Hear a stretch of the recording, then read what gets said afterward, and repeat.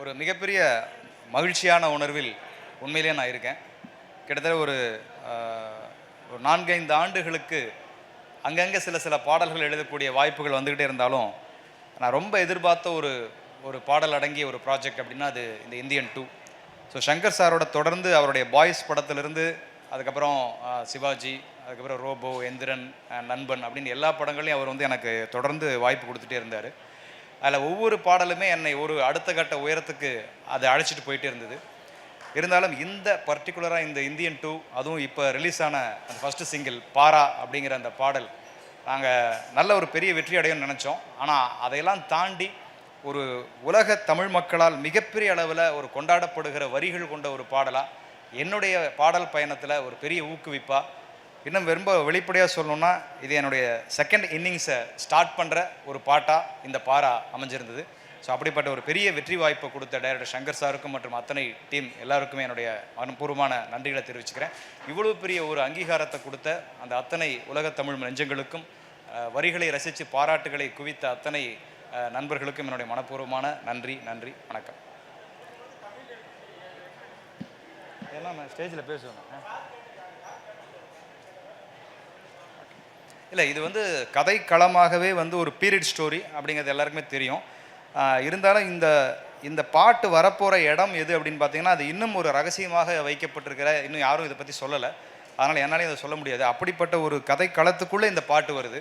அப்போது அது மொத்தமாக ஒரு நல்ல தமிழில், அதே சமயத்தில் இன்றைக்கி எல்லாருக்கும் புரிகிற ஒரு தமிழாகவும் அது இருக்கணும். அப்படிங்கும்போது நான் கொஞ்சம் புறநானூறு அகநானூரில் இருந்தெல்லாம் கொஞ்சம் குறிப்புகள்லாம் எடுத்துகிட்டு வந்து சங்கர் சார்கிட்ட கொடுத்து, அப்புறம் அதிலிருந்து கொஞ்சம் விளக்கங்களை எடுத்து, அப்படி தான் இந்த பாரா அப்படிங்கிற வார்த்தையே உருவாச்சு. பாரா அப்படின்னா நம்ம கொஞ்சம் முன்னாலெல்லாம் நீங்கள் கேள்விப்பட்டிருப்பீங்க, பாரா உஷார் அப்படின்னு சொல்லி நம்ம இந்த பெரிய பெரிய படை நடந்து வரும்போது சொல்லுவோம். ஸோ அந்த வார்த்தையை தான் இந்த முதல் வார்த்தையாக பயன்படுத்தலாம் அப்படின்னு சொல்லி முடிவு பண்ணோம். அப்படி ஒட்டுமொத்தமாக எந்த இடத்திலும் வேற ஒரு மொழி கலப்பு இல்லாமல் தமிழிலேயே இந்த பாட்டை எடுத்துகிட்டு வரணும் அப்படின்னு சொல்லி டைரக்டர் சங்கர் சார் ரொம்ப பிரியப்பட்டார். ஸோ எனக்கும் அந்த ஒரு வாய்ப்பை சரியாக பயன்படுத்திக்கணும் அப்படிங்கிற ஒரு நோக்கம் இருந்தது. அதன் அடிப்படையில் உருவானது தான் இந்த பாடல். இது மட்டும் இல்லாமல் இன்னொரு 3 பாடல் இந்தியனில் எழுதியிருக்கேன். ஸோ அது அடுத்தடுத்து வரும் நான் நினைக்கிறேன். நன்றி. அனிருத் சாரோட வந்து நான் இப்போ இது 2வது படம் நான் ஒர்க் பண்ணுறேன். அனிருத் வந்து இன்றைக்கி நவீன இசையினுடைய ஒரு ஐக்கானாக இன்றைக்கி இருக்கார். ஸோ அவர்கிட்ட கூட இன்றைக்கி நான் அந்த பாடல் வெளியானதுக்கப்புறம் சொன்னேன், ப்ரோ இது வந்து உண்மையிலேயே சமீபத்திய என்னுடைய பாடல்கள் மட்டுமில்லை, ஒரு பெரிய ஒரு வெற்றி பாடலாக இந்த பாடலை உங்களுடைய இசையில் வந்ததுக்கப்புறம் இது எல்லாருமே ரொம்ப ரசிக்க ஆரம்பித்தாங்கன்னு சொன்னேன். முதல் டியூன் கொடுத்தும் போதே இது வந்து ஒரு கூஸ் பம்ப்ஸ் ஏற்படுத்துகிற, மெய்சிலிருக்க வைக்கக்கூடிய ஒரு டியூனாக இந்த டியூனை நான் அவருடைய ஸ்டுடியோவில் கேட்டேன். ஸோ அந்த டியூனுக்கு மெருகேற்றக்கூடிய வகையில் நாங்களும் அதுக்கு நிறைய உழைச்சி அந்த வரிகளை செதுக்கி கொடுத்தோம். அதுவும் அவருடைய குரலில் கேட்கும்போது அவ்வளோ ஒரு அனல் பறந்த ஒரு குரலாக அந்த குரல், அனிருத்துடைய குரல் வெளிப்பட்டது.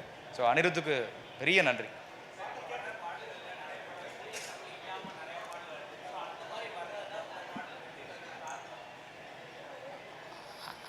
மற்ற பாடல் பற்றி நம்ம விமர்சிக்க வேணாம். ஆனால் ஒட்டுமொத்தமாக வந்து உண்மையிலேயே இல்லை, பெரிய வரவேற்பு இருக்குது. ஏன்னா நேற்று கூட நான் ஒரு இடத்துல வந்து சாப்பிட்டுட்டு இருக்கேன்.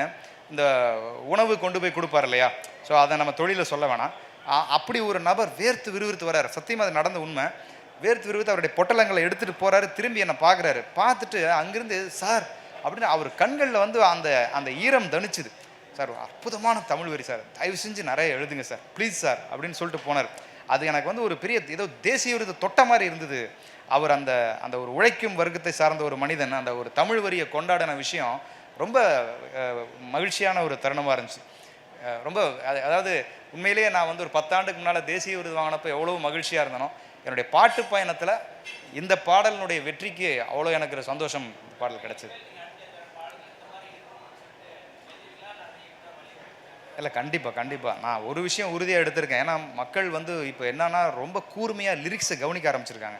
இப்போ லிரிக்ஸ் நல்லா இல்லைன்னாலும் திட்டுறாங்க. முந்தியெல்லாம் அதை கண்டுக்காமல் போயிடுவாங்க. லிரிக்ஸ் நல்லா இருந்தால் பயங்கரமாக கொண்டாடுறாங்க. அதனால் இனிமேல் ரொம்ப பார்த்து தான் எழுதணும். அதுவும் குறிப்பாக அந்த மாதிரி இந்த குறிப்பாக தமிழ் பாட்டில் மாதிரி வர்ற பாடல்களை ரொம்ப தெளிவாக எழுதணும் அப்படிங்கிறதுல ஒரு முடிவை வச்சு. மியூசிக் பற்றி சொல்லிட்டேனே. ஃபஸ்ட்டு அனிருத்தனுடைய ஸ்டுடியோவில் போய் கேட்கும்போது இது ஒரு பெரிய வெற்றி பாடல் அமைய போகுது அணி அப்படிங்கிற ஒரு மெய்சிலிர்ப்போட தான் அந்த டியூனை கேட்டோம். ஏன்னா வரிகள் இல்லாமல் கேட்கும்போதே நமக்கு தெரியும் இந்த பாடல் எவ்வளோ பெரிய ரீச் ஆக போகுது அப்படின்னு. அதுவும் அந்த குதிரை சவுண்டோட தான் அவர் ஆரம்பிச்சிருப்பார். நாங்கள் கேட்கும்போது இன்னும் ராவாக தான் இருக்கும். இப்போ நீங்கள் ஃபைனல் மிக்ஸ் கேட்குறீங்க, அவர் டியூனாக கொடுக்கும்போதே அதில் ஒரு வெப்பம் அற்புதமாக இருந்துச்சு. அப்பயும் சொன்னேன் இது பிளாஸ்ட்டாக வரப்போகுது அப்படின்னு சொல்லிட்டு தான். அதுவும் அந்த குறிப்பாக என் தாய் மண் மேல் ஆணைங்கிற வரியெல்லாம் வரும் இல்லையா, அதுக்கெல்லாம் அவருடைய டியூன் கேட்டிங்கன்னா அவ்வளோ சிலிர்ப்பாக இருக்கும். ஸோ கண்டிப்பாக இது வந்து அந்த அனிருத்தினுடைய குரல் இந்த பாடலை வேற ஒரு உயரத்துக்கு எடுத்துகிட்டு போச்சுன்னு சொல்லலாம். கமல் சார் நான் ஒரே ஒரு முறை தான் ஷூட்டிங்கில் சந்திக்கக்கூடிய ஒரு சந்தர்ப்பம் அமைஞ்சுது. அவருடைய பெரிய பாராட்டே, இப்போ பெரிய பெரிய கலைஞர்களுடைய பாராட்டுகளே வந்து ஒரு புருவத்தினுடைய உயர்த்தல், ஒரு புன்னகை, ஒரு கைகுலுக்கு இப்படியாகத்தான் இருக்கும். அப்படி அவர் பார்த்தோன்னே அந்த பாடலை கேட்டிங்க சார்னு அவர் கை கொடுத்து ரொம்ப அருமையாக இருந்துச்சு அப்படிங்கிற மாதிரி சொல்லிட்டு போனார். எல்லாமே பெருசு தான் நண்பா, எல்லாமே பெருசு தான். நன்றி நன்றி நண்பா.